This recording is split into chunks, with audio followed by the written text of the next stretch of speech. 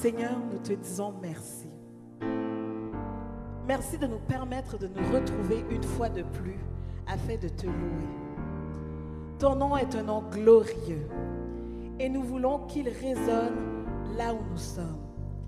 Dans le bien-être de notre foyer, nous voulons t'élever. Nous voulons chanter ton nom et dire que ton nom résonne en ce lieu. Que ton nom résonne en ce lieu. Que ton nom résonne en ce lieu. Que ton nom résonne en ce lieu. Jésus, que ton nom résonne en ce lieu. Que ton nom résonne en ce lieu. Que ton nom résonne en ce lieu. Que ton nom résonne en ce lieu. Jésus, que ton nom résonne en ce lieu. Que les murs tremblent au son de nos louanges, alors que nos voix s'unissent à celles des anges. Répands sur nous ton esprit, ta puissance. Oh Jésus, que les murs tremblent au son de nos louanges, alors que nos voix s'unissent à celles des anges. Répands sur nous ton esprit, ta puissance. Oh Jésus,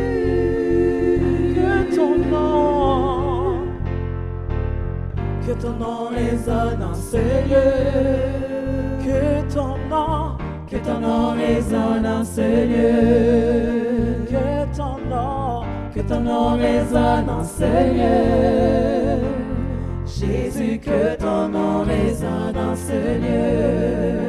Que ton nom résonne en ce lieu. Que ton nom résonne en ce lieu. Que ton nom résonne en ce lieu. Jésus, que ton nom résonne en ce lieu. Que les murs tremblent au son de nos louanges, alors que nos voix s'unissent à celles des anges. Répands sur nous ton esprit, ta puissance. Oh Jésus, que les murs tremblent au son de nos louanges, alors que nos voix s'unissent à celles des anges. Répands sur nous ton esprit, ta puissance. Oh Jésus, que ton nom résonne. Que ton nom résonne en ce lieu. Que ton nom résonne en ce lieu.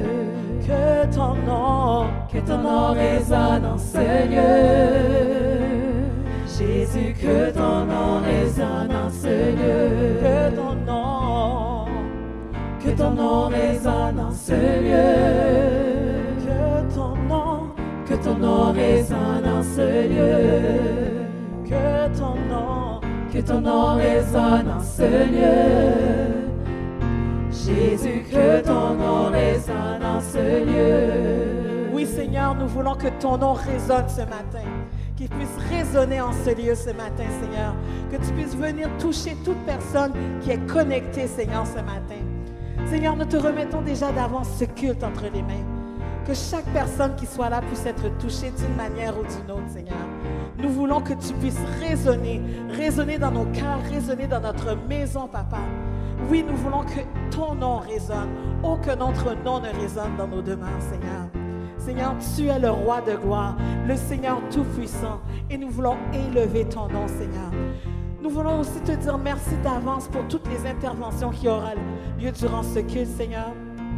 Que tu puisses déjà prendre la place qui t'est due, Seigneur Dieu, et que tout soit fait pour ton honneur seulement, à toi et à toi seulement. Oui, résonne dans nos cœurs, Seigneur. Résonne dans les lieux que nous occupons, Papa. Oui, que ton nom résonne. Que ton nom résonne. que ton nom résonne en ce lieu. Que ton nom résonne en ce lieu. Que ton nom résonne en ce lieu. Jésus, que ton nom résonne en ce lieu. Oui, que ton nom résonne en ce lieu. Au nom de l'Église évangélique baptiste d'Orléans, nous vous souhaitons la bienvenue. Ici, notre mission est d'annoncer Christ et d'accompagner les croyants. C'est donc avec joie que nous vous accueillons afin de louer le Seigneur ensemble, semaine après semaine. Depuis maintenant quelques semaines, plusieurs communiqués sont partagés à la population concernant un retour graduel à la normale. Ce normal nous permet tranquillement de recommencer nos activités. Certes, cette situation a occasionné un ralentissement dans nos activités en tant qu'Église, dans certaines de nos activités, dans certains domaines.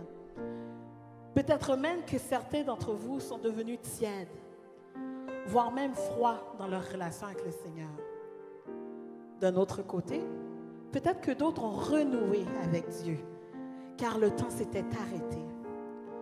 Dans tous les cas, il n'est pas trop tard. Pas trop tard pour commencer à marcher, continuer à marcher ou encore recommencer à marcher avec lui. Oui, debout, debout sainte cohorte, tenons l'étendard de la croix. De victoire en victoire, il mène qui le suit. Debout, debout pour la bataille. Debout sainte cohorte, soldats du roi des rois, tenez d'une main forte l'étendard de la croix, au sentier de la gloire, Jésus-Christ nous conduit, de victoire en victoire, il mène qui le suit. Debout, debout, le clairon sonne, debout, vaillant soldat, l'immortelle couronne est le prix des combats. Si l'ennemi fait rage, soyez fermes et forts, redoublez de courage, s'il redouble d'efforts. Debout pour la bataille, partez, n'hésitez plus, pour que nul ne défaille, regardez à Jésus, de l'armure invincible, soldats, revêtez-vous, le triomphe est possible pour qui lutte à genoux. Debout, debout, debout encore, luttez jusqu'au matin, déjà brille l'aurore à l'horizon lointain. Bientôt, bientôt, jetant nos armes aux pieds du roi des rois, les chants après les larmes, le trône après la croix. Il y a un nom, il y a un nom, ce nom vient du ciel, ce nom il est merveilleux, ce nom c'est Jésus. Il y a un nom, il y a un nom, ce nom vient du ciel, ce nom il est merveilleux, ce nom c'est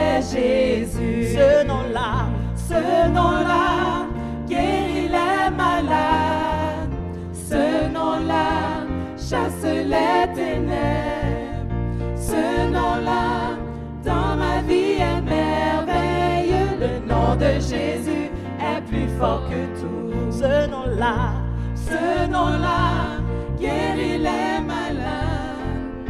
Ce nom-là chasse les ténèbres. Ce nom-là dans ma vie est merveilleux. Le nom de Jésus est plus fort que tout. Connais-tu ce nom? Il y a un nom. Il y a un nom. Ce nom vient du ciel. Ce nom, il est merveilleux. Ce nom, c'est Jésus. Il y a un nom. Il y a un nom. Ce nom vient du ciel. Ce nom, il est merveilleux. Ce nom, c'est Jésus. Il est merveilleux, le Seigneur. Il est merveilleux, le Seigneur. Alléluia. Il est l'alpha et l'oméga. Il est merveilleux, le Seigneur. Il est merveilleux. Il est merveilleux, le Seigneur. Il est merveilleux, le Seigneur.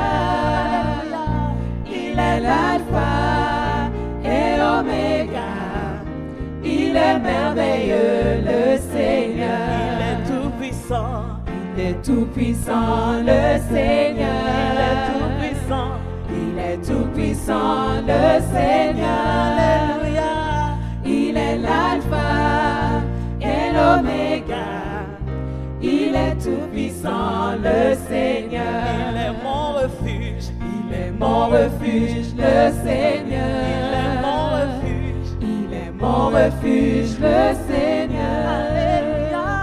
Il est l'alpha et l'oméga. Il est mon refuge, le Seigneur. Il est mon rocher. Il est mon rocher, le Seigneur. Il est mon rocher. Il est mon rocher, le Seigneur. Alléluia. Il est l'alpha et l'oméga. Il est mon rocher, le Seigneur. Il est mon appui. Il est mon appui, le Seigneur. Il est mon appui, le Seigneur. Alléluia. Il est l'alpha et l'oméga. Il est mon appui, le Seigneur. Il est merveilleux, le Seigneur. Il est merveilleux, le Seigneur. Alléluia. Il est l'alpha et l'oméga. Il est merveilleux, le Seigneur. Il est l'alpha.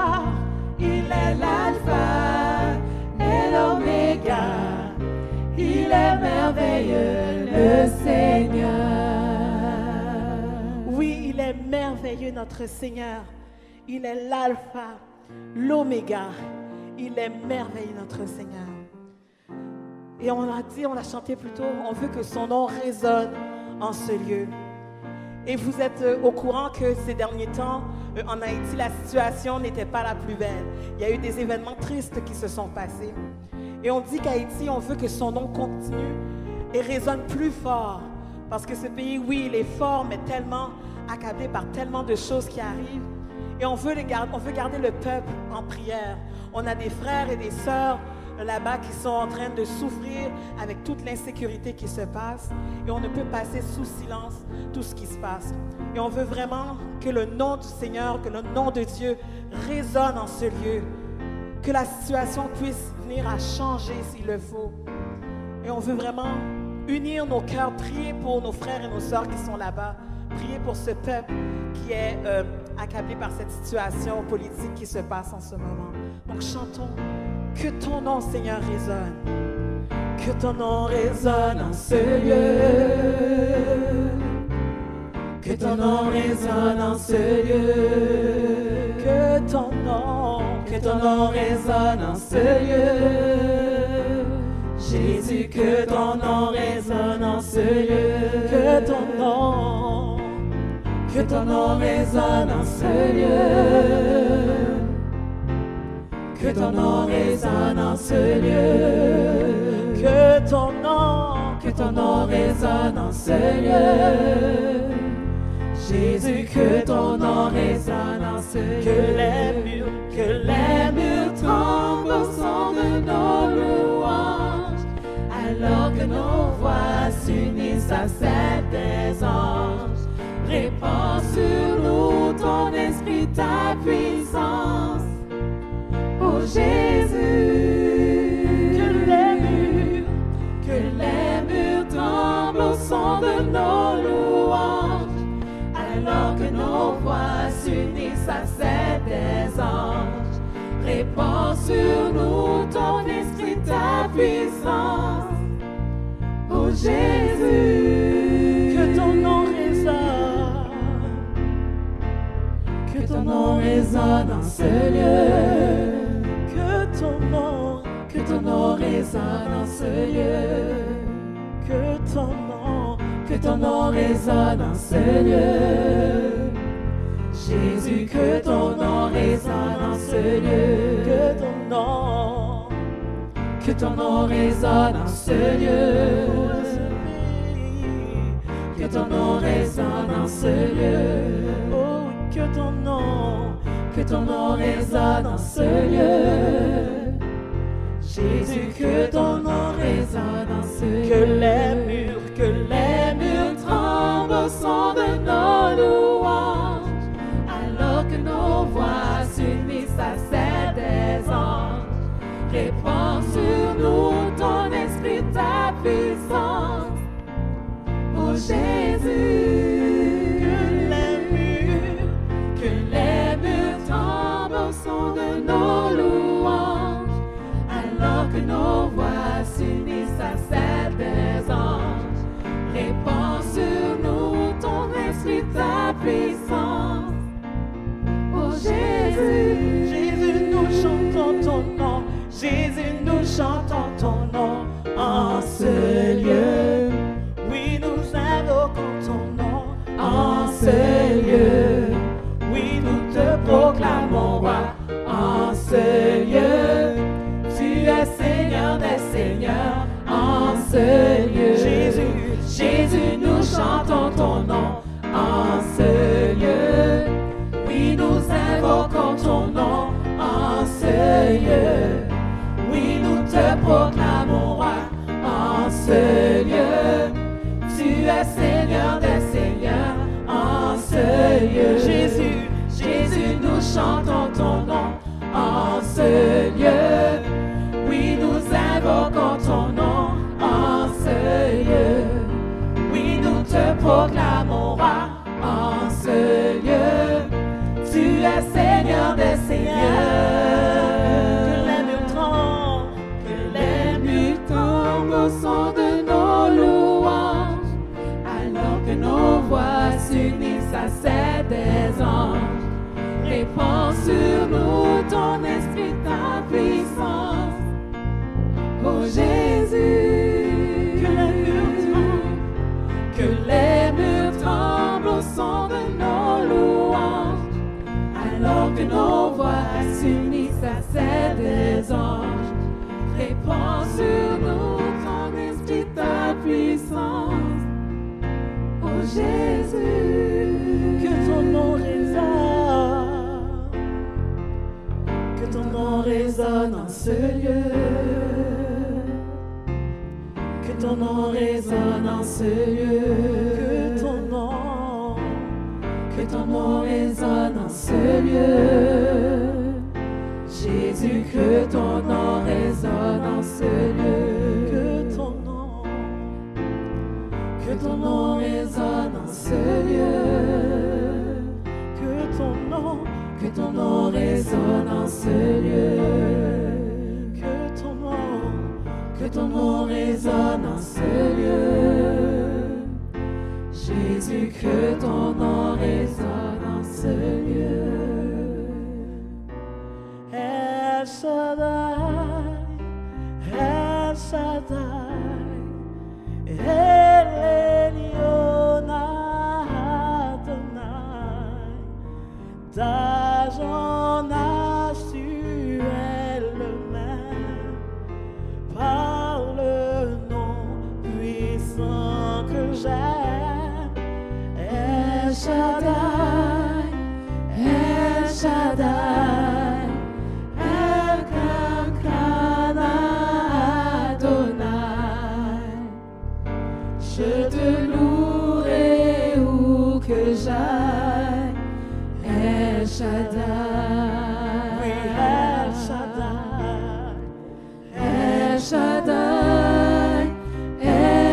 Shaddai, Eliona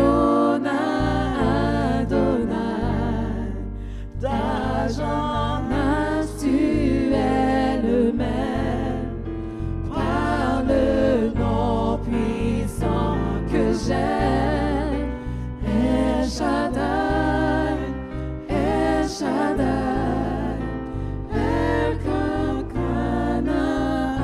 Adonai. Je te louerai où que j'aille, El Shaddai.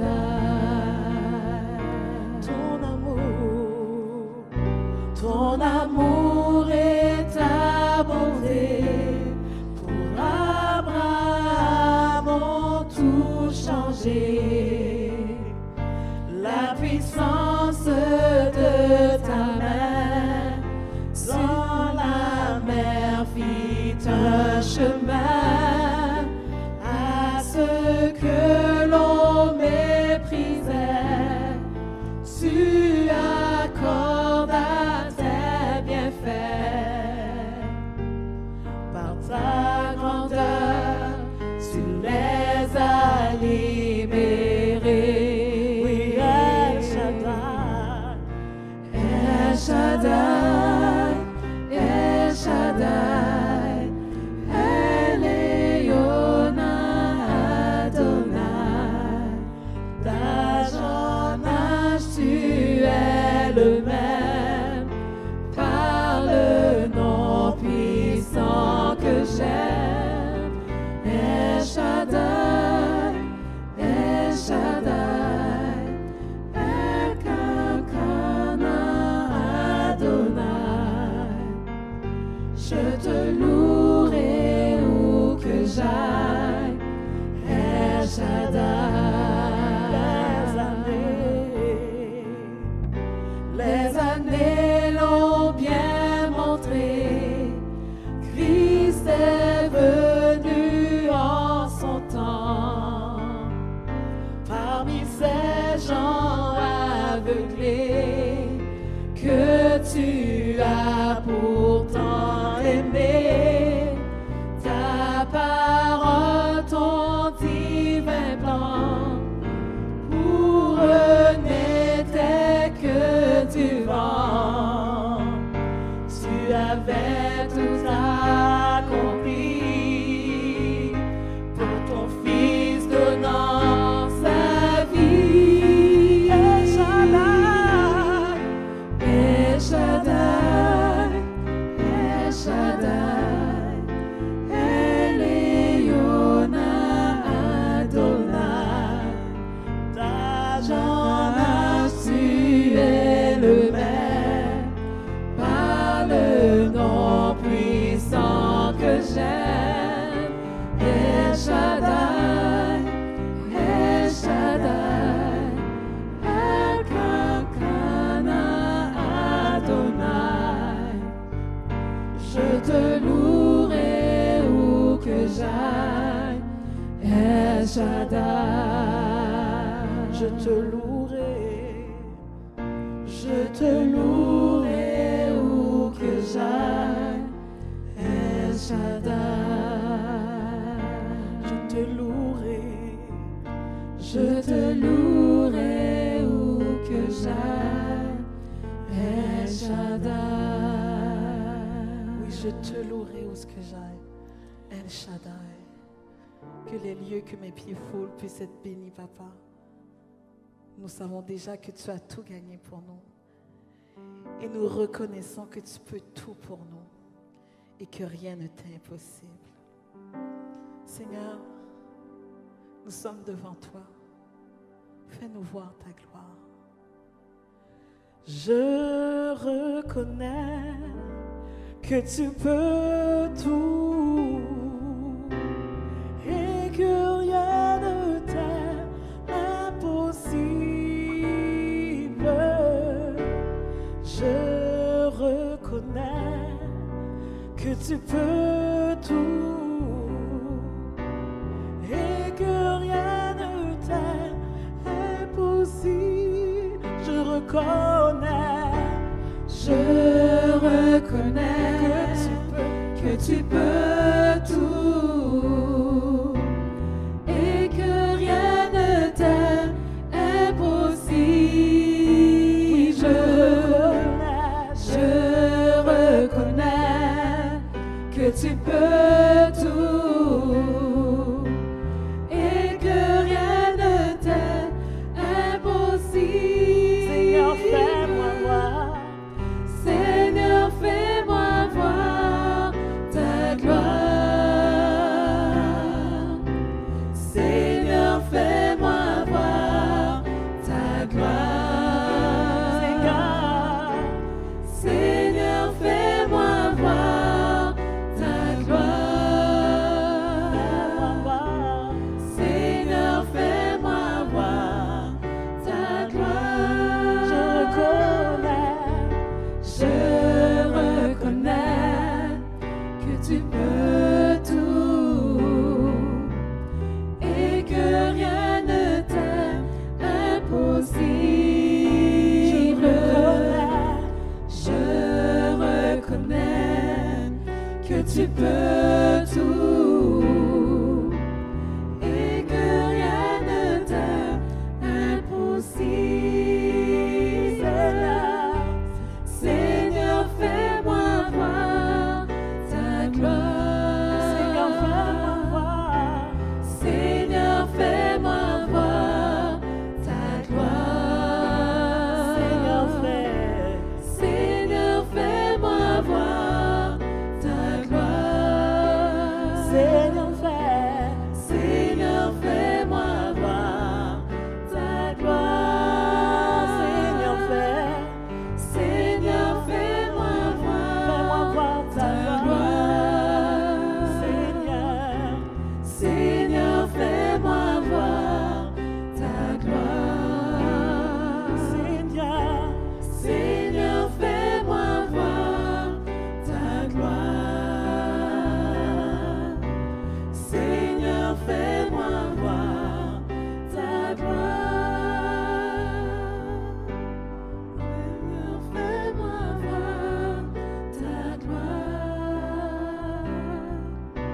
Seigneur, fais-moi voir ta gloire.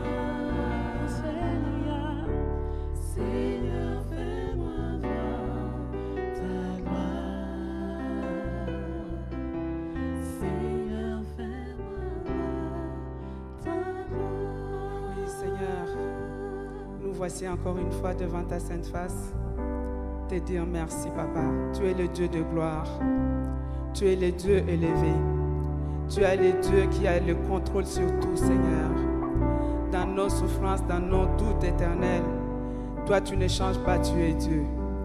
Malgré des situations qui viennent nous troubler, Papa, toi, tu demeures Dieu, Seigneur, le créateur de toutes choses, le Dieu de Dieu, le Seigneur des Seigneurs, l'alpha, l'oméga, le commencement et la fin. Tu es avant toutes choses. Avant que nous soyons, tu es Dieu, Seigneur. Éternel notre Dieu, ton peuple vient devant toi encore pour te dire merci de ce que c'est toi qui es Dieu. Merci de ce que c'est parce que c'est nous qui sommes des humains. C'est nous qui sommes ta créature, Seigneur. Merci, Éternel notre Dieu, Papa, pour cet amour infini que tu as sur nous. Merci, Éternel notre Dieu, de ce que c'est toi qui as le monde dans ta main. Merci, Éternel notre Dieu, de ce que tout ce qui arrive est permis par toi. Et tu sais pourquoi, Seigneur. Merci, Éternel notre Dieu, de ce que toutes choses concourent au bien de ceux qui t'aiment. Merci, Éternel notre Dieu, Papa, de ce que nous pouvons vivre des drames.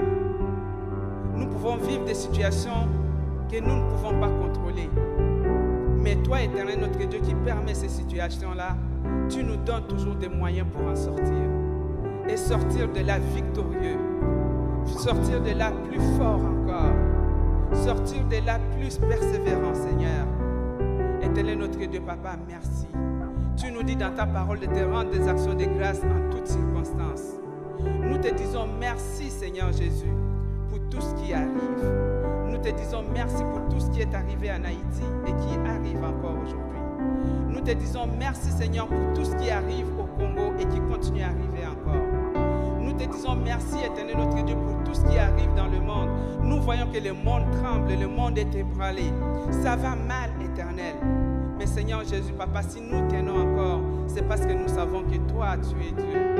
C'est parce que nous savons, éternel notre Dieu, que tu es au contrôle et tu n'as pas perdu le contrôle de ton monde et de ton sphère, Seigneur. Merci, Papa. Merci d'être en ces lieux. Merci, éternel notre Dieu, parce que ton nom résonne en ces lieux. Ton nom résonne dans ce monde, Seigneur. Merci, Papa.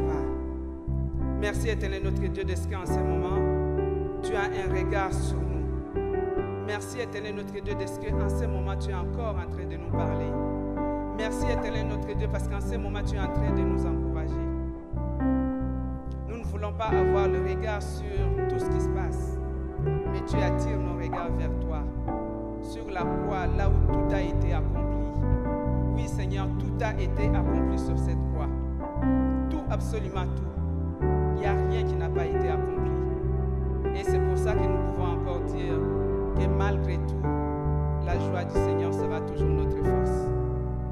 Merci, éternel notre Dieu, parce que cette joie, ça vient de toi. La joie dans l'épreuve, ça vient de toi, Seigneur. Éternel notre Dieu qui est dans les cieux, tu connais cette situation comme ma sœur a dit. En Haïti, ça va mal. Comme dans le monde, ça va mal. Mais nous te prions, éternel notre Dieu, que tu sois l'espoir, que tu viennes renouveler l'espoir dans le cœur de tes enfants, que tu viennes renouveler la force dans leur cœur, que tu viennes tenir leurs mains, Seigneur, même s'ils ne voient pas, qu'ils sachent que tu es à côté d'eux, que tu ne les as jamais abandonnés, que ceux qui sont en train de perdre la foi maintenant, sache, éternel notre Dieu, que tu es présent et que avant que cela arrive, tu savais. Il n'y a rien qui échappe à ton contrôle. Tu connais toutes choses, tu sais toutes choses, éternel. Et tu as tous les moyens possibles pour venir ce peuple en aide. Tu as tous les moyens possibles, éternel notre Dieu. Seigneur Jésus, Papa, que cette situation puisse servir pour que ton peuple recherche davantage ta face. Pour que ton peuple s'agenouille davantage, éternel. Que ton peuple reconnaisse que tu es Dieu et qu'en dehors de toi, il n'y en a pas d'autre. Seigneur Jésus, Papa, le pouvoir de ce monde n'est rien. Tout passe. Tout passe, tout passera, éternel. Mais ton nom ne passera jamais. Que cela amène au peuple à cette réalité de savoir que tout passera. Mais toi, tu subsistes à jamais, Seigneur. Dieu de gloire, Papa, nous te prions que tu sois avec nous, que tu sois avec ton peuple, que tu sois avec le monde, ce monde-là qui va mal, que tu puisses relever. Seigneur Jésus qui est dans les cieux, nous voyons comment même l'Église tourne sa face contre toi. Tu nous l'as promis, dans ta parole c'est écrit, mais que tu fortifies notre foi. Relève-nous, Seigneur. Aide-nous à nous approcher davantage de toi. Aide-nous à chercher ta face davantage. Aide-nous à être branchés sur toi. Aide-nous, éternel notre Dieu, à être des témoins vivants dans ce monde, Seigneur Jésus. Éternel notre Dieu qui est dans les cieux, tourne ton regard vers ceux qui sont en train de vivre la persécution en ce moment. C'est le temps de la persécution éternelle. Il y en a qui sont en train de se faire tuer. Il y en a qui sont en train de se faire violer. Il y en a qui sont en train de se faire malmener à cause de ton nom.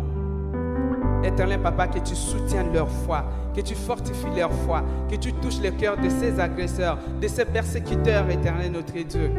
De la même manière que tu as touché le cœur de Paul sur le chemin de Damas, de Saul sur le chemin de Damas, que tu puisses toucher leur cœur, afin qu'ils abandonnent toute mauvaise voie et se tournent vers toi, Seigneur Jésus. Ô éternel notre Dieu qui est dans les cieux, Papa, nous venons implorer ton nom. Nous venons chercher ta face, Seigneur. Que tu sois le réconfort, Seigneur, pour ceux qui se font persécuter. Éternel notre Dieu, nous te prions pour les familles qui vivent des difficultés en ce moment. Toi seul sais ce qui se passe dans les quatre murs, Seigneur. Des conflits que personne ne sait, l'hypocrisie que personne ne sait, la violence que personne ne voit, Seigneur. Éternel notre Dieu, Papa, nous avons passé beaucoup de temps dans nos quatre murs et tu sais exactement comment la santé mentale a pris toute la place. La colère, Seigneur, le doute, Papa. Seigneur Jésus, que tu viennes rejoindre les cœurs. Que tu viennes rejoindre les cœurs, Éternel notre Dieu, et que tes enfants puissent se tourner vers toi. Là où il y a la violence, que la violence ne soit plus. Là où il y a de viols, que ça ne soit plus. Là où il y a la maltraitance, que ça ne soit plus, Éternel. Que la crainte de ton nom puisse prendre la place dans les cœurs de tes enfants. Éternel notre Dieu, Papa, les familles monoparentales sont entre tes saintes mains bénies. Quand les choses deviennent lourdes, Éternel, quand les tâches deviennent insupportables, Papa, c'est vers toi que nous nous tournons. Quand nous ne pouvons plus, quand nous ne savons plus comment parler aux enfants, nous nous tournons vers toi, Éternel. Quand nous n'arrivons plus financièrement, nous nous tournons vers toi, car c'est toi qui es le pourvoyeur, c'est toi qui es le meilleur conseiller, c'est toi qui es le meilleur intervenant, c'est toi qui es le meilleur psychologue, Seigneur. Éternel notre Dieu, que tu viennes relever tes enfants. Quand la maladie vient prendre toute la place, quand les mauvaises nouvelles viennent, Seigneur, Éternel notre Dieu, Papa, c'est toi et toi seul qui est notre soutien. C'est toi et toi seul, Seigneur, qui est notre soutien en tout temps. Seigneur, nous te bénissons. Nous te disons merci, Éternel, parce que tes compassions ne sont jamais à leur terme. Elles se renouvellent chaque matin. Elles se renouvellent chaque après-midi. Elles se renouvellent chaque soir. Même dans notre temps d'insomnie, tes compassions sont à côté de nous, Seigneur. Nous te disons merci, Papa, pour ce grand Dieu que tu es. Nous te prions, Éternel, que tu sois avec notre pasteur qui va annoncer ta parole ce matin. Que tu le bénisses, Éternel.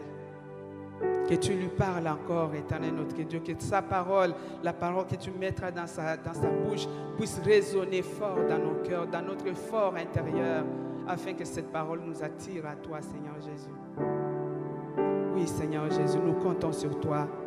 Nous espérons à toi, Éternel. En toutes choses, tu es notre Dieu. En toutes choses, tu es celui qui règne. En toutes choses, Éternel, tu es celui qui reprend. En toutes choses, tu es celui qui encourage. Et nous mettons notre confiance en toi, Papa. C'est au nom de Jésus-Christ que nous t'avons ainsi prié. Amen.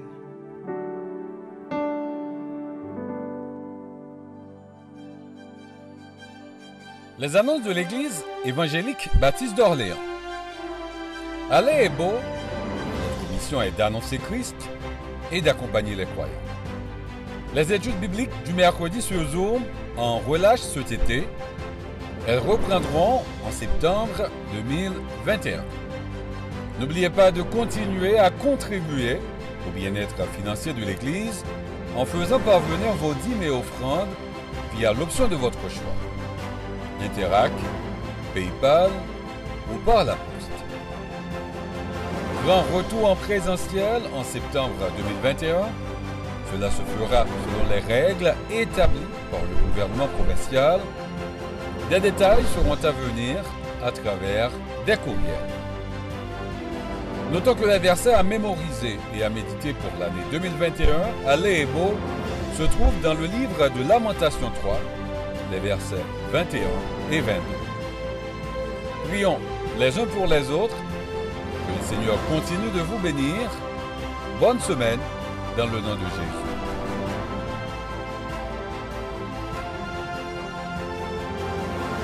Eh bien, je vous invite à ouvrir votre Bible à Matthieu chapitre 14 et je vais lire pour nous du verset 22 au verset 33. Matthieu 14, verset 22 à verset 33.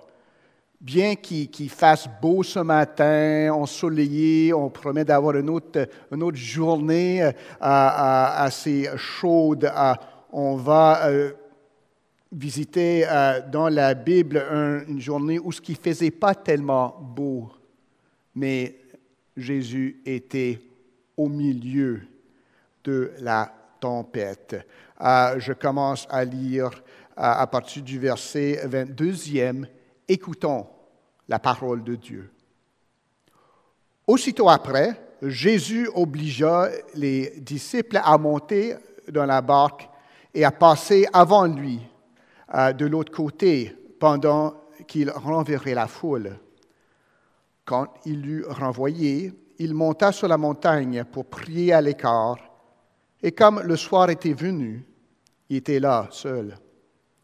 La barque, déjà au milieu de la mer, était battue par les flots, car le vent était contraire. À la 4e veille de la nuit, Jésus alla vers eux, marchant sur la mer.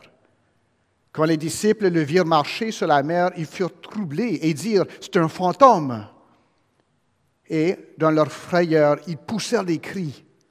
Jésus leur dit aussitôt « Rassurez-vous, c'est moi, n'ayez pas peur. » Pierre lui répondit « Seigneur, si c'est toi, ordonne que j'aille vers toi sur les eaux. » Et il dit « Viens. » Pierre sortit de la barque et marcha sur les eaux pour aller vers Jésus. Mais voyant que le vent était fort, il eut peur. Et comme il commençait à enfoncer, il s'écria, « Seigneur, sauve-moi !» Aussitôt Jésus étendit la main, le saisit et lui dit, « Homme de peu de foi, pourquoi as-tu douté? » Et ils montèrent dans la barque, et le vent cessa. Ceux qui étaient dans la barque vinrent se prosterner devant Jésus et dire, « Tu es véritablement le Fils de Dieu. » Parole du Seigneur. On a encore une fois, comme nous trouvons souvent dans la Bible, dans les évangiles surtout, un récit d'une œuvre ou d'œuvre miraculeuse de Jésus, Fils de Dieu. Et comme c'est le cas pour toute histoire biblique bien connue, mais en même temps sans interprétation dans le texte même, et qu'est-ce que ça veut dire ça? C'est quoi l'implication? Il faut faire bien attention à ce qu'on tire de la parole. À partir de cette histoire, si on était mal instruit, on pourrait dire par exemple on pourrait déduire qu'on n'a pas besoin d'apprendre à nager si on est croyant, parce que je vais pouvoir marcher sur les eaux. On ne tire pas ces conclusions-là. Mes amis, apprenez à nager, bien que vous soyez croyants. Ou pire peut-être que, là, en Jésus, je peux faire toutes sortes de miracles si seulement je crois. Comme toute histoire biblique, le but ici est de nous faire connaître notre Dieu pour mieux l'adorer, mieux lui obéir et plus se réjouir de lui. Il n'en est pas moins ici. Le passage nous apprend que Jésus est le Fils de Dieu, puissant pour sauver. Méditer d'un peu plus grande profondeur, il nous apprend comment nous comporter en vue de cette vérité. Puis ça devrait nous mettre dans la joie, parce que Jésus, le Fils de Dieu, a le pouvoir pour sauver et nous garder. Donc, on va examiner ce texte-ci. Qu'est-ce qui se passe? Qu'est-ce que je fais avec ça? Qu'est-ce que j'en fais? Qu'est-ce que j'en apprends? Et on va revenir sur qu'est-ce que j'en fais? Comment est-ce que je réponds à ça?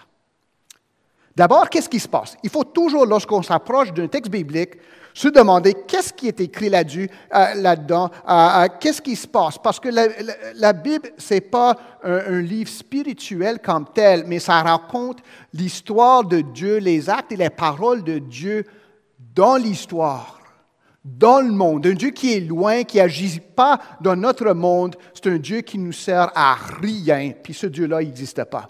Mais le Dieu qui est le Père de notre Seigneur Jésus-Christ, notre Sauveur, est intervenu dans sa création. Donc, c'est important de savoir, de comprendre, de voir qu'est-ce qui arrive ici. Donc, on va discuter de ça d'abord. Jésus venait de donner à manger à la foule. Il a alimenté au-delà de 5000 personnes. Nous venons juste de voir. Comme Dieu avait nourri les Israélites au désert, le Fils de Dieu nourrit le peuple. Donc, on voit ici déjà que Jésus s'identifie à Dieu. Il fait les mêmes choses que faisait Dieu dans le temps. Puis ça, c'est pour nous démontrer que vraiment, cet homme-là, ce n'est pas juste un enseignant ou un rabbin, c'est le Fils de Dieu même, Dieu présent parmi nous. Mais encore là, les miracles n'y sont pas pour rien. Bien souvent, on parle des miracles, c'est incroyable, nous voulons faire des miracles nous-mêmes. Les miracles dans la Bible, ça nous dirige les regards vers Jésus-Christ pour le confesser comme Fils de Dieu, pour savoir qui est ce rabbin, si on veut. Mais c'est Jésus-Christ, Fils de Dieu. Donc les miracles servent à ça.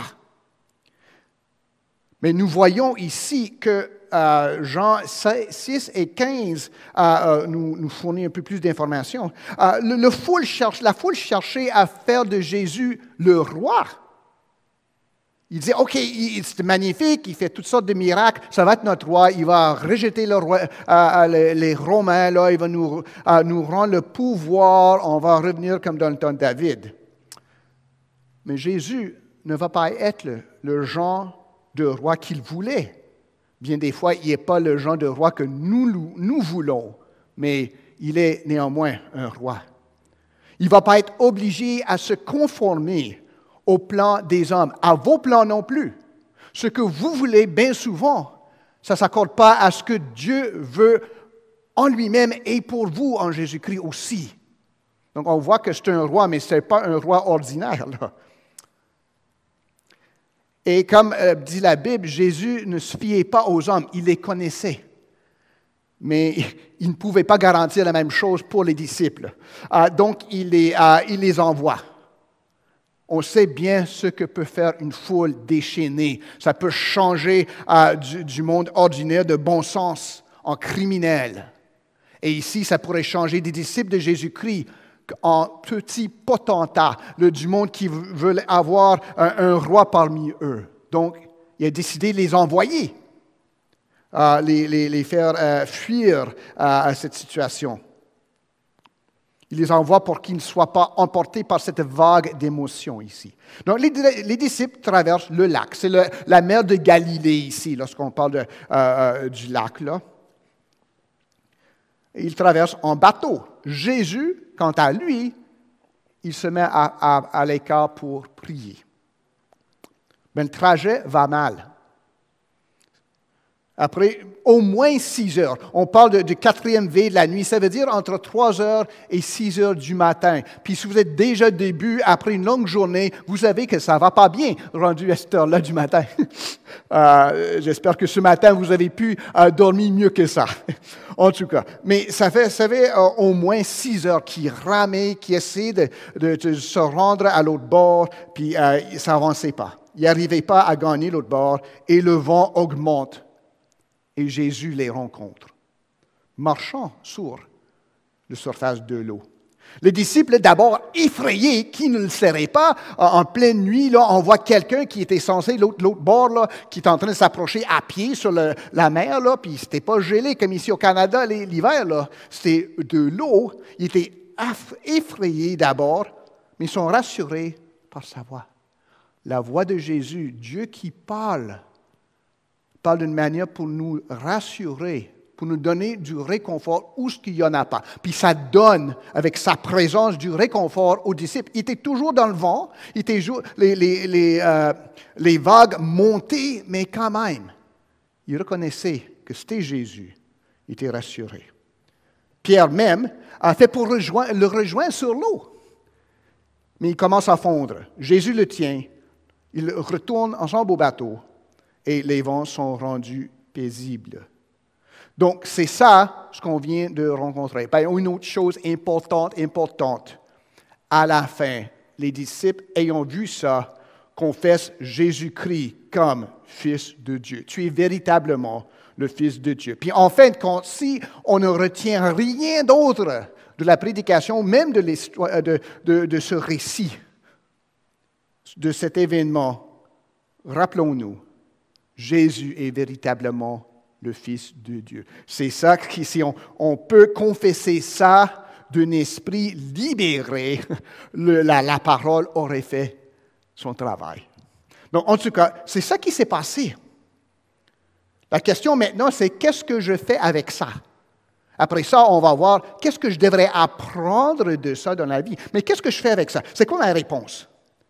Comme on a dit, on peut tirer plusieurs mauvaises leçons de cet événement et manquer les plus importantes. Et comme on vient de faire, on commence à la fin, verset 33.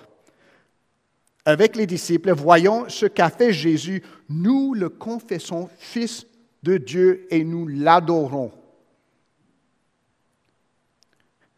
Un croyant loue le Seigneur en Jésus-Christ. Un croyant par la grâce souveraine de Dieu reconnaît en Jésus-Christ le Fils de Dieu, loin de Dieu. Lui qui est le roi loin, il n'est pas loin de Dieu, mais il est le loin de Dieu qui a été envoyé nous sauver de nos péchés, nous donner la vie nouvelle, de faire de nous un sacerdoce royal. Donc, commençons à la fin. Qu'est-ce que j'en fais avec ça?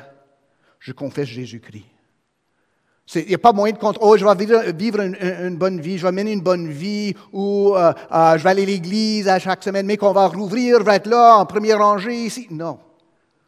Confessez Jésus-Christ comme Fils de Dieu et suivez-le. C'est ça être croyant, c'est ça être sauvé. Et c'est ça que le passage, la parole ici nous montre. Pour nous les croyants, cette parole devrait nous aider à mieux adorer Jésus-Christ, à mieux voir que puissant comme il est aussi compatissant. Absent qu'il puisse sembler, il est toujours présent dans notre besoin.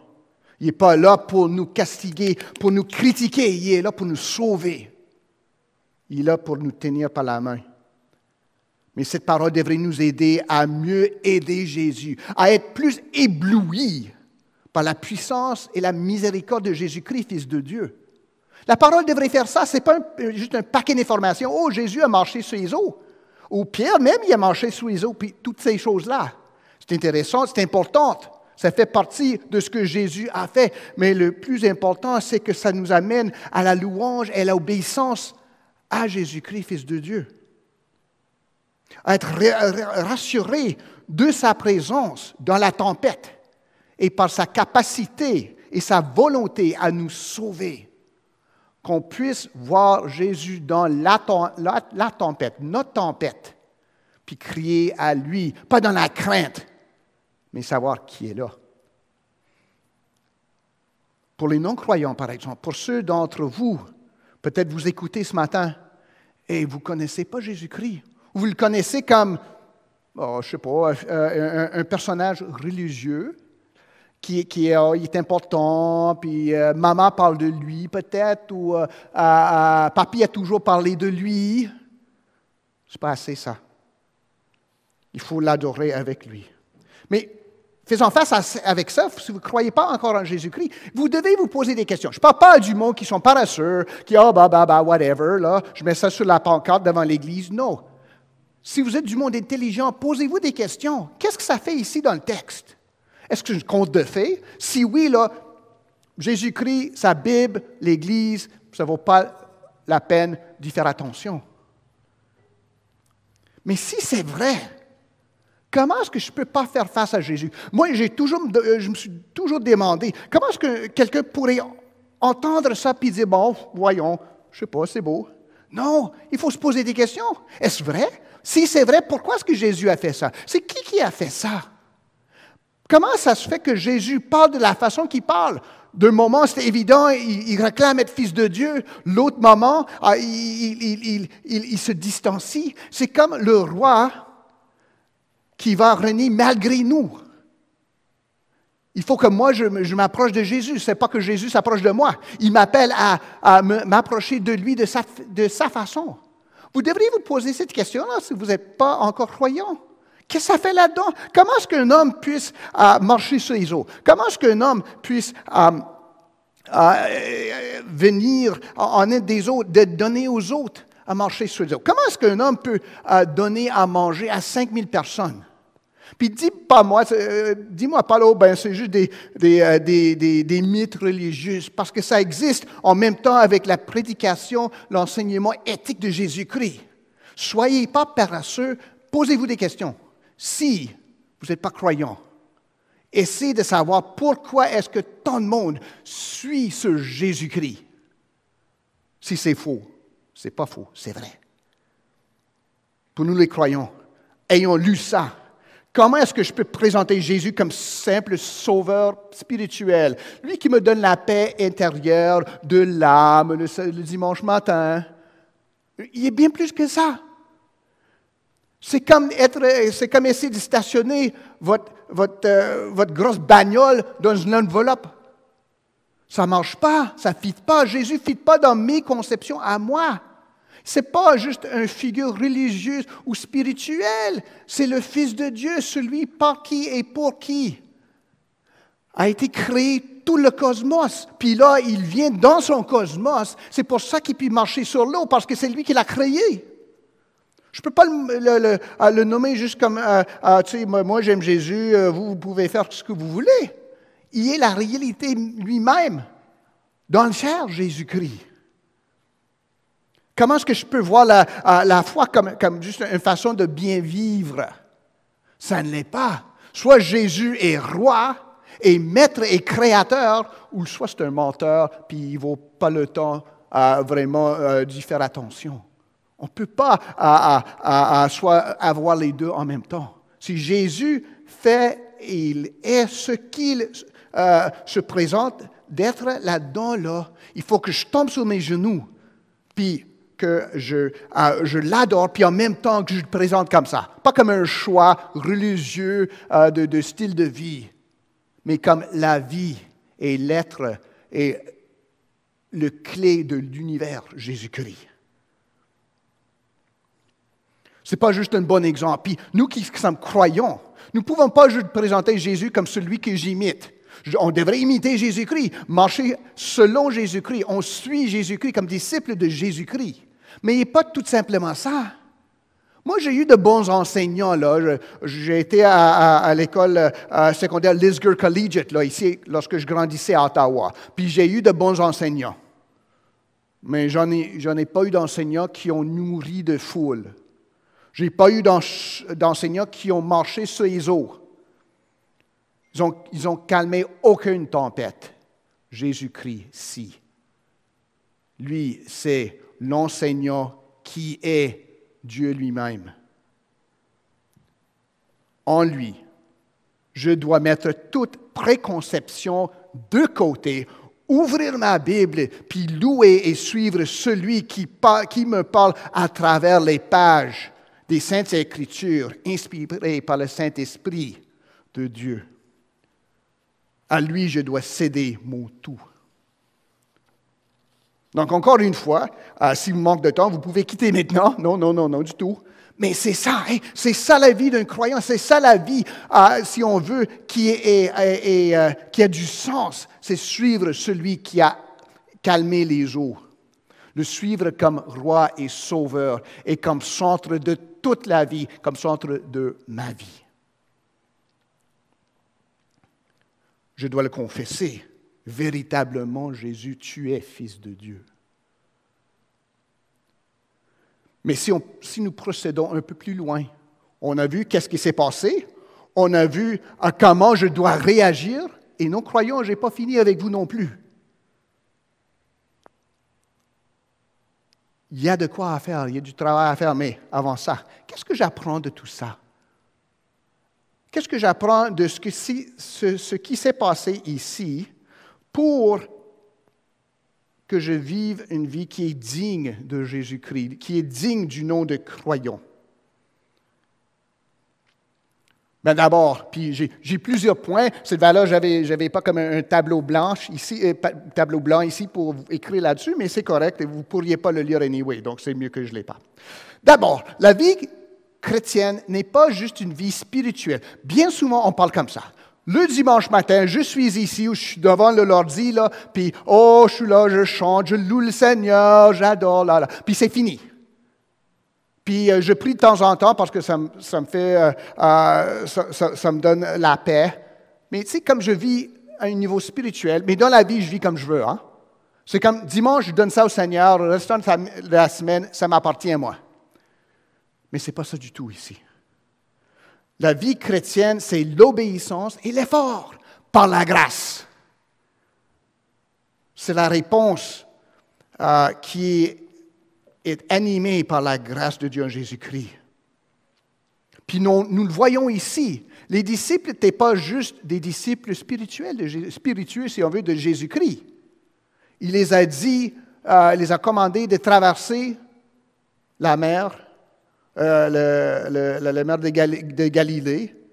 Puis ils l'ont fait, puis ça a pris de l'effort. Il fallait ramer. Ce n'est pas juste question de prier, oui, j'adore Jésus dans mon cœur. Non, je saute dans le bateau, puis je commence à ramer.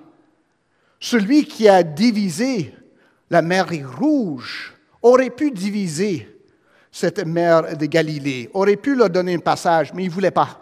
Il voulait qu'il s'efforce pour répondre à son commandement. Puis nous, comme croyants, ce n'est pas juste question d'aimer Jésus dans notre cœur, c'est de répondre par l'obéissance à Jésus-Christ. Ce qu'il me dit, je fais. C'est ça un disciple. Ou ce qu'il me dit d'aller, j'y vais. Comment il me dit de vivre, je vis comme ça.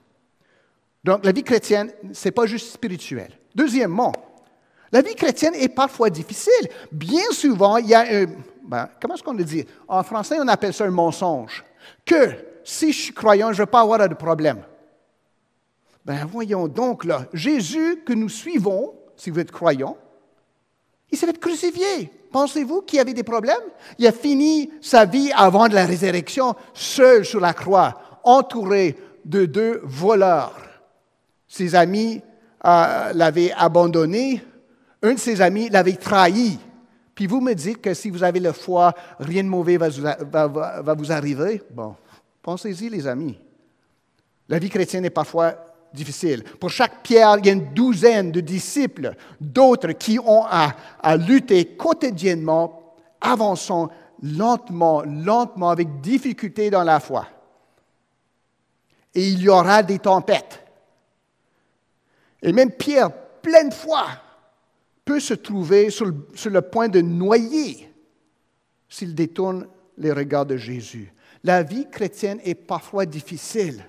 On a vu ça la semaine passée, mes amis, surtout nous qui avons de la famille, des amis en Haïti. Du monde qui sont là, ce n'est pas qu'ils n'ont pas de foi.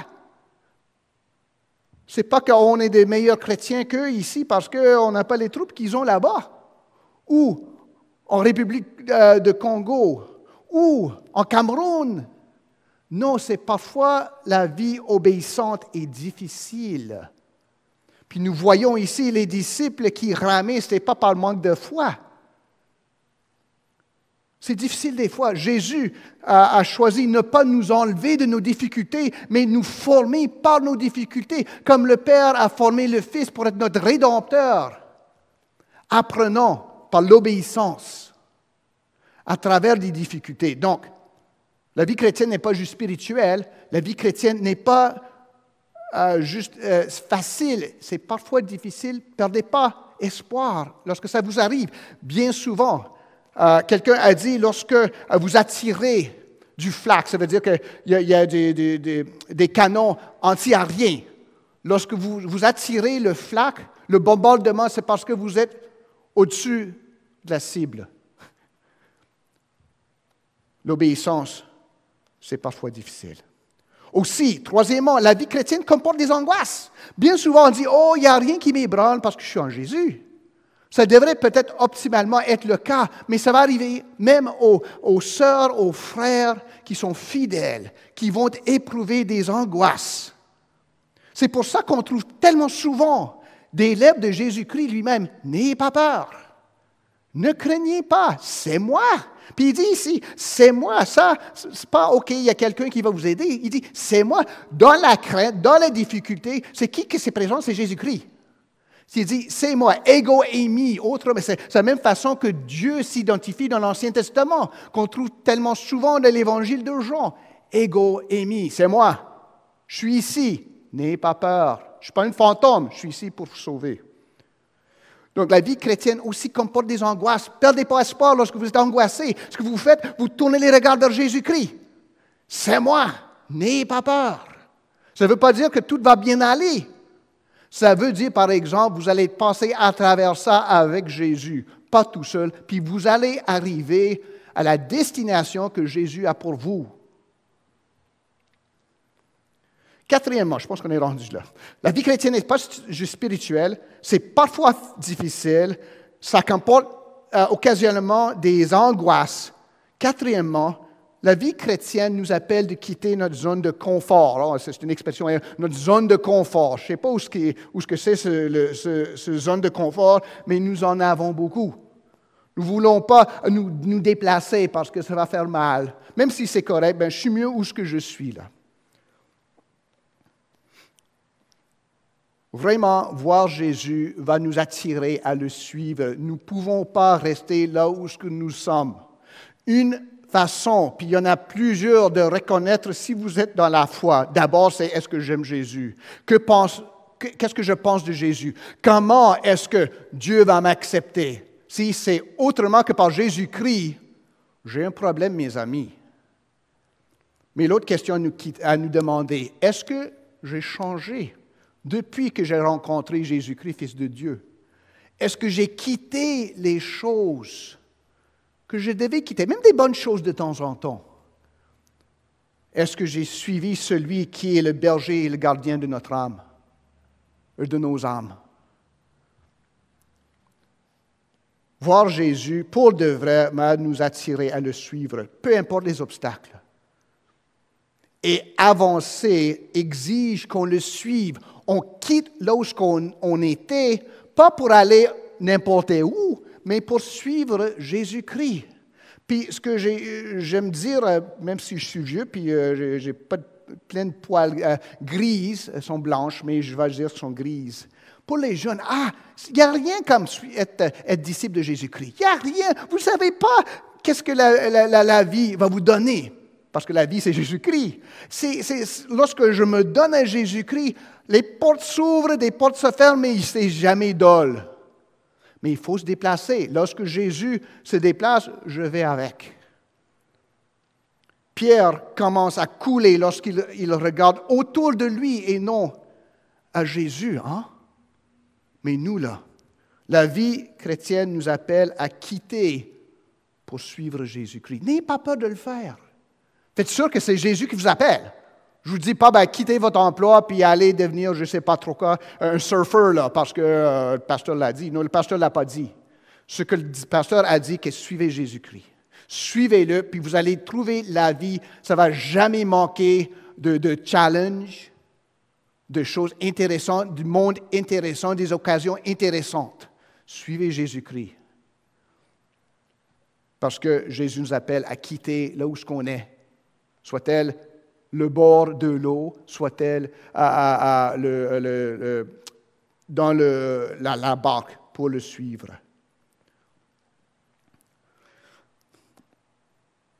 Cinquièmement, Jésus est présent dans la tempête.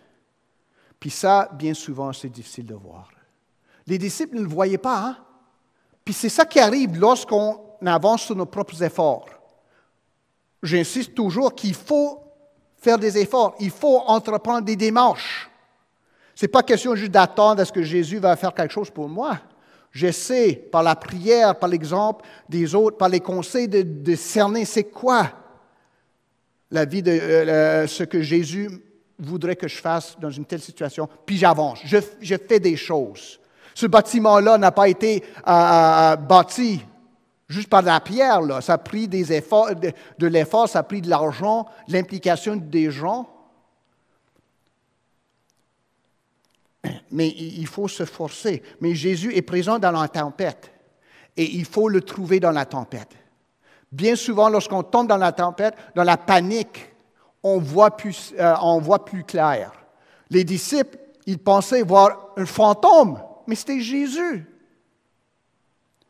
Le matin de la résurrection, les femmes, les disciples, ils ont vu Jésus, ils ne le reconnaissaient pas. Parce qu'ils ne s'attendaient pas à ça. Dans la tempête, bien souvent, on panique. Lorsque j'apprenais à faire un peu de sauvetage, lorsque j'apprenais à nager, on nous a dit qu'un bébé de 2 ans peut noyer un homme de 200 livres, qui pèse 200 livres, parce que c'est la panique absolue. Et lorsque vous êtes dans la panique, il ne faut pas juste « Oh, mais on ne fait pas ça », non. Ce qu'on fait, on dirige le regard vers Jésus-Christ. Où est-ce qu'il est? Parce qu'il n'est pas absent là-dedans. Il n'y a pas de tempête où ce que Jésus ne se présente pas. Là, dans la tempête, ici, Jésus est présent. Et lorsqu'il a dit « Ego eimi, c'est moi, n'ayez pas peur », les disciples se calmaient. Pierre a même dit « Oh, appelle-moi, je vais vous suivre, je vais te suivre. » Puis, c'est vrai, jusqu'à ce que Pierre gardait au flot et au vent tempestueux à la place de regarder Jésus puis commencer à couler. Il faut garder les yeux fixés sur Jésus. Jésus est présent dans la tempête. Je ne sais pas c'est quoi votre tempête ce matin. Peut-être il s'agit toujours, comme pour plusieurs d'entre nous, pour du souci pour nos familles en Haïti ou ailleurs. Peut-être c'est l'emploi, peut-être c'est juste l'incertitude qui circule avec la COVID puis tout ça. Dans cette tempête-là, Jésus n'est pas absent. Trouvez-le parce qu'il est là pour se faire trouver. Croyants, trouvez votre Seigneur là-dedans et suivez-le. Sixièmement, ce que j'ai dit, il faut garder les yeux fixés sur Jésus. Toujours, toujours. Pas juste pour ne pas noyer, mais aussi pour savoir où aller. Parce que bien souvent, je dis, je vais faire quelque chose pour Jésus, puis ce que je fais actuellement, ou en vrai, c'est ma propre volonté. Hein? Puis je mets de l'eau bénite là-dessus pour dire, oh, ça vient de Jésus. Hein? Si je garde mes yeux fixés sur Jésus-Christ, je vais suivre Jésus-Christ. Et je vais pouvoir dire, pour de vrai, je cherche à servir mon Maître. On garde les yeux fixés sur Jésus-Christ. Lorsqu'on perd de vue comme Pierre l'a fait, il garde autour de lui, il se rend compte que c'est impossible ce que je fais. Un homme ne peut pas marcher sur les eaux. Et il avait raison. Mais en regardant Jésus-Christ, en le tenant par la main, il faisait l'impossible. Parce qu'avec Dieu, rien n'est impossible, si c'est selon sa volonté. Puis pour ce 7e point, j'ai besoin d'une photo que j'ai prise. Je ne suis pas photographe, ça va être évident, mais que vous allez voir ça affiché. Mais j'ai pris une photo en me rendant à Aimé-Beau, à l'autre bord de la rivière à Gatineau. Et j'avais oublié, mes amis, de vous passer les salutations, vos frères et vos sœurs, à l'Église d'Ottawa et à l'Église de l'Outaouais qui vous salue dans le nom de Jésus-Christ. J'ai pris cette photo. Puis comme vous voyez là-dedans, moi je ne sais pas, l'œil artistique, ça ne me dit rien, là, je suis trop logique, pas assez d'imagination. Mais comme des bateaux qui flottent par-dessus les eaux, hein, sont tenus par comme des cordes. Puis c'est beau, c'est artistique pour certains. Moi, malheureusement, je confesse, ça ne me dit rien. Bon, ce que ça m'a dit, par exemple, c'est une illustration. Le prédicateur est toujours en train de rendre des illustrations. Hein? Des bateaux étaient à l'abri, hors des eaux, mais ils étaient vides, ils allaient nulle part. Il y avait le calme, mais il n'y aurait pas eu de secours parce qu'il était dans le calme. Un bateau, ça doit être dans l'eau. Un bateau, ça doit être en train d'aller en quelque part. Mais ces bateaux-là qu'on voit, ce n'était pas dans l'eau, c'était suspendu. Bien souvent, ça nous dit de garder notre bateau hors du lac, de rester à côté, de ne rien faire, de ne pas brasser les choses, de rien risquer pour Jésus-Christ. Mais mes amis, la tempête va venir quand même. Soit-on dans l'eau, soit-on en dehors de l'eau, soit-on dans le bateau, soit-on en dehors du bateau. La tempête va venir, il n'y a pas moyen de se cacher de la tempête. Mais en dehors de l'eau, ayant quitté les bateaux vides comme ça, flottant des airs, on ne va pas avancer et le Seigneur ne reste pas sur la plage hors du conflit. Il va être en milieu du conflit. Puis si on n'est pas là, on ne va pas le rencontrer. C'est bien souvent au milieu de la tempête, au bout de nos forces, qu'on rencontre Jésus-Christ qui nous tient par la main, qui nous dit « N'ayez pas peur, c'est moi ». Mais si on reste à l'abri, bon, on va faire sécure, je fais rien, je vais juste rester comme tel parce que j'ai peur. Est-ce qu'on va rencontrer le Seigneur? Je laisse ça à vous de décider. C'est dans l'obéissance, par la foi, qu'on rencontre non pas juste la tempête, mais Jésus-Christ au milieu de la tempête. Puis il est là pour nous. On regarde les événements de la semaine passée, ça pèse lourdement sur plusieurs d'entre nous. J'ai parlé des gens à l'église d'Ottawa, à Gatineau. Puis il y en a qui vraiment... Ça faisait longtemps qu'on se faisait pour l'Haïti, puis ça va de mal en pis. Ça a l'air, on ne sait pas encore. On prie que l'ordre revienne. Peut-être que le monde va voir, qu'est-ce qui s'est passé? Ça, c'est trop loin. On tourne de bord, on va s'arranger. On va prendre toutes les ressources de ce beau pays riche, toutes les ressources humaines, les talents, les dons, puis on va avancer ensemble. Mais ça a été une semaine difficile, ça va continuer à l'être. Mais mes amis, ce n'est pas en se fermant les yeux que tout va être bon. Soit là, soit dans notre vie, le trouble, les soucis, la déception vont nous trouver. Comment est-ce qu'on va nous en sortir? Si on pense pour un instant à la situation en Haïti qui nous inquiète tous, la réponse n'est pas d'aller avec la foule, de revendiquer, j'aimais pas le président, ou j'aimais le président, de prendre des côtés comme tout le monde, d'aller se porter à la violence, de désirer la vengeance. La réponse n'est pas non plus de nous cacher, de dire, OK, je suis au Canada, tout est beau là, c'est plus mon problème, c'est loin, je m'en lave les mains, je prie pour eux, mais pas plus. Ce n'est pas la réponse non plus. C'est rester sur le bord du lac.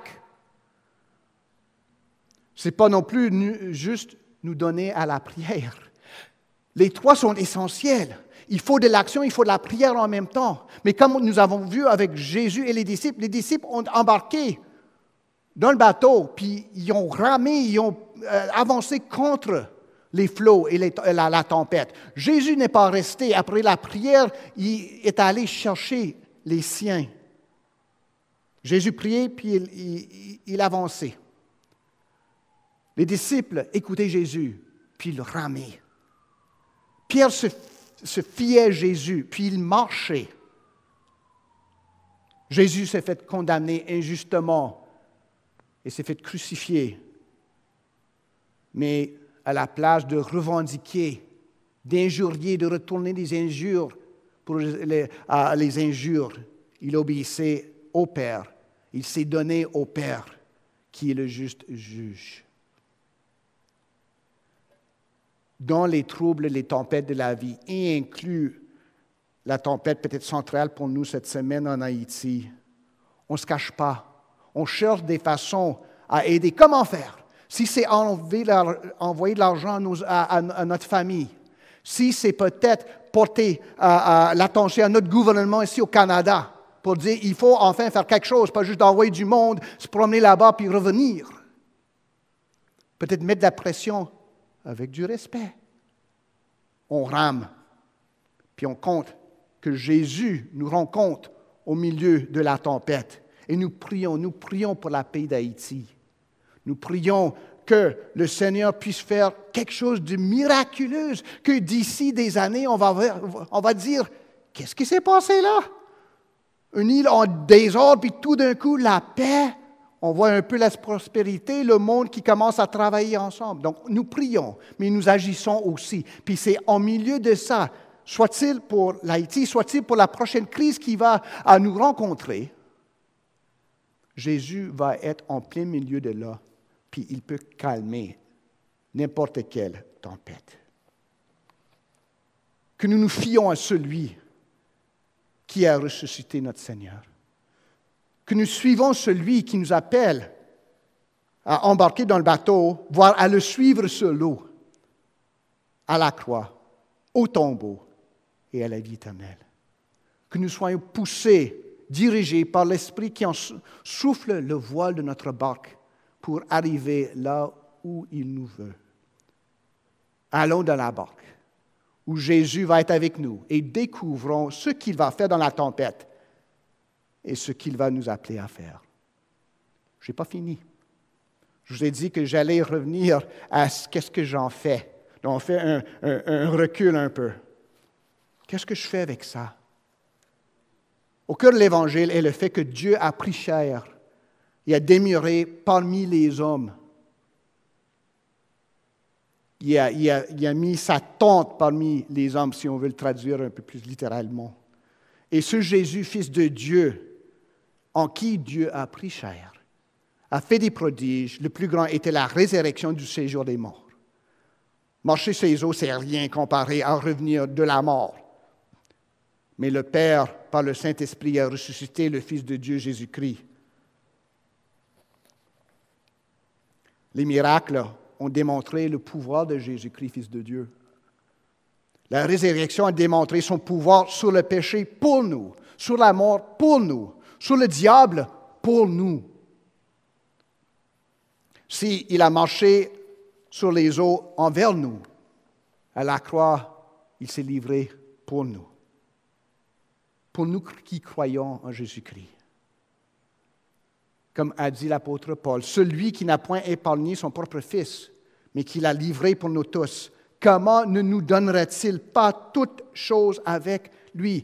Ayons de l'espoir, soyons courageux, marchons envers Jésus-Christ, marchons où il nous dirige et attendons-nous à ce qu'il soit présent dans la tempête pour nous en sauver. Et pour ceux qui ne croient pas encore en Jésus-Christ, peut-être ceux dans des belles familles chrétiennes, peut-être vos parents, vos sœurs, vos frères ne connaissent même pas, ne savent même pas que tu ne suis pas Jésus dans le cœur. Vous allez éprouver des problèmes avec ce récit, et c'est comme ça se doit. Parce qu'il y a un conflit là-dedans. On ne peut pas lire ça et commencer à croire à ça sans croire à Jésus-Christ, Fils de Dieu. Et si vous trouvez des problèmes là-dedans, lisez d'autres récits. La parole en est pleine, puis il y a des façons différentes que Dieu communique la vérité qui se trouve en Jésus-Christ. Lisez, posez des questions. Est-ce que vous allez trouver, comme l'a écrit C.S. Lewis, au sujet de ce Jésus, Fils de Dieu?